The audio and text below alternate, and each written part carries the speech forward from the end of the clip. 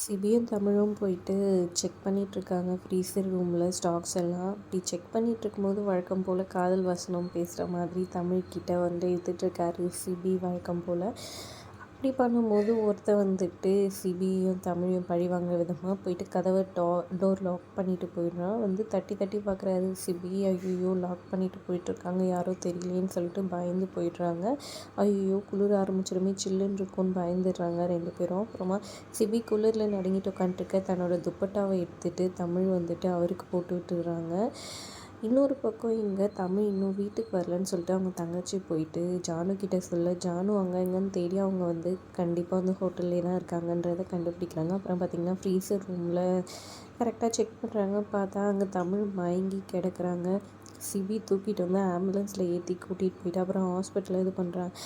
அப்படி போகும்போது வந்துட்டு தமிழ்கிட்ட சிபி கேட்குறாரு, ஏன் இப்படி பண்ண, உனக்கு ஏதாவது ஒன்று ஆயிடுச்சுன்னா என்ன பண்ணுறதுன்னு சொல்லி கேட்குறாங்க. அதுக்கு வந்துட்டு தமிழ் சொல்கிறாங்க, காதல்னால் இப்படி தான் இருக்கணும்னு நீங்கள் தானே சார் சொன்னீங்க அப்படின்னு சொல்லிட்டு தன்னோட காதலை சிபிக்கிட்ட ஓப்பன் பண்ணுறாங்க. அதை கேட்ட சிபி கில்ட்டியாக ஃபீல் பண்ணி, நம்ம ஒன்று ட்ரை பண்ணால் இது ஒன்று நடந்துச்சேன்னு சொல்லிட்டு ஃபீல் பண்ணி அங்கேருந்து இறங்கி ரொம்பவே அப்செட் ஆகி வராரு.